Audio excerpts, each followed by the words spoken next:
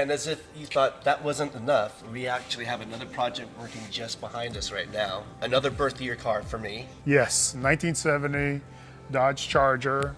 It's called Hellaphant because we have an Elephant motor for it, which I believe they only made 100. I forgot your serial number already, but it's like 32 or something. So we decided that we would resto mod this one completely. So we altered a lot of things on this particular car. This whole back end got sunken in. Yeah, I was gonna see, this is all tucked in here, yeah. Well, this is tucked in, but we took the taillight panel, which usually sits about here, and we sunk that in. We extended the belly, this back panel, because the gas tank was visible. I didn't want to see the gas tank. So it's a little bit deeper.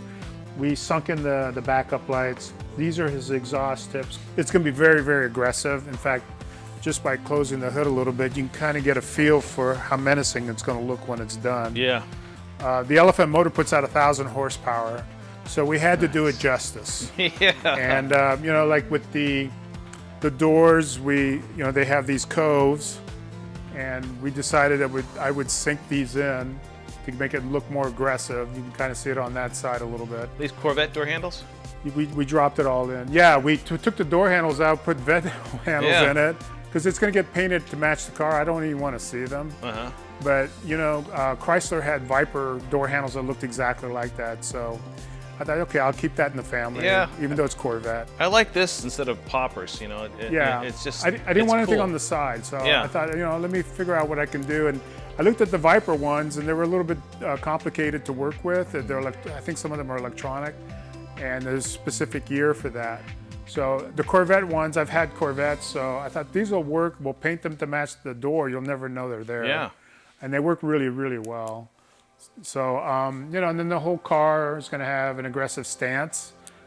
It's got a frame sitting off to over there. It's not as shiny as this one, but it'll do the job. These cars did not come with frames. So because of the 1,000 horsepower, we had to have something made that would handle it. Otherwise, we'd buckle the quarter panels. Yeah, you twist it like a person. Yeah, 1,000. Yeah, especially if it grips the way it's going to grip. Step on the gas and have the windshield pop out. Yeah, I don't want that happening. And you know, my concern is safety too. I don't want anything happening to him where he loses control of the car. Yeah. So I want to make sure he's good. So how do you do the frame on a unibody car? Well, I contacted a company, and they had done one for a Charger. There's front clips you can get, but I said, we're doing the 1,000 horsepower. He said, well, you know, we do this other frame, but you're going to have to cut into the chassis, the floors, to make it all fit, and I did.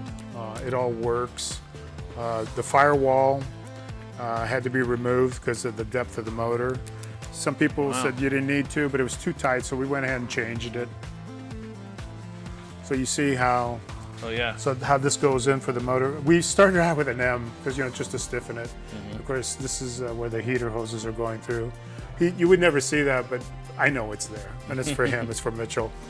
So yeah, we had to do all new inner fenders, which there's other covers that go in here. They're in the trunk right now to accommodate all the electronics that are going to go with the motor.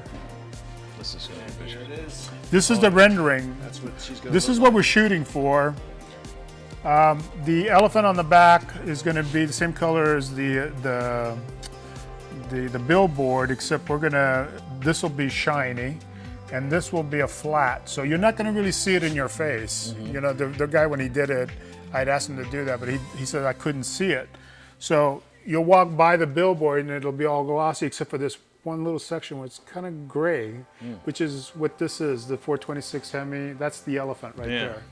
So it'll be a little bit of that, and you're going to go, oh, so it'll be ghosted in. Yeah. So it'll be very subtle. Cool. And I want it there, but I don't want it in your face. Where is I'm excited about that. Is the engine in the chassis? Yes, it's all here. Yeah. It's sitting over here. Let's walk over there. So this is the motor, the 1,000 horsepower by Chrysler. I'm really glad we have one. I think, you know, now with all new cars coming out, all being electric, which is fine. I love them, but this again is a whole different beast. And this is the frame we were talking about earlier about you know, mounting it. So none of that weight none of that power is going to transfer to the chassis itself. It'll all be in the frame. So he'll be able to do what he needs to do and be safe with the car, not damage the carcass. It's interesting how narrow the frame is because of the unibody construction. Right. It tucks in. It tucks in. Yeah. And That's it really follows interesting. the inside frame rail Right. in the back. You know, and it's got a 4-link in the back. It's not independent. Because of the way this was set up, it was too complicated because you have to cut out such a big chunk to do an independent rear suspension on a car. Yeah. On the Corvette, I'll have to show you. We couldn't do it on this one. I didn't want to do it on this one. Let's just put it that way. So this will work just fine, and he'll get to enjoy it. And of course, burnouts are never going to be a problem. So is it like 9-inch Ford? Like Yeah, it's a 9-inch posi, And then and it's got the again the big brakes, the big calipers. what ratio are you going to run in here?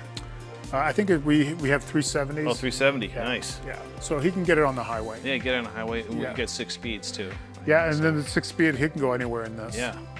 So another manual car. So like I said, his son has to learn how to drive stick, and we have a perfect car for that, by the way. Yeah, this is really beautiful. Yeah. So, we're almost done with this one. We got to finish a few things on it. The exhaust, we got to put the body back on to finish the exhaust. But yeah, then it's all about wiring, but it's plumbed for brakes. The other thing I do is I try to make sure that like emergency brakes, all the lines, everything is on the frame. So should you have to drop it, it's just unplugging the wires and maybe a couple of lines, and then the whole chassis can Nice. separate from the car, yeah. A lot of people bolt stuff to the inner carcass of the car. That just creates problems, Yeah. especially if you need to service it. Yeah. Yeah. Well, hopefully, I know you like to drive your cars. Yes. Yeah. That's Yes, not I going to be a point trailer and he queen. drives. I Yeah. go, "You I haven't-" just told him. Well, they're like fruits and vegetables. If they sit for too long, they go bad. They go bad. I like that You analogy. gotta use them. Fuel is the enemy with these cars. Yeah, you have to Yeah, keep especially nowadays. The flushing fuel them has such out, a yeah. short life. We have a lot of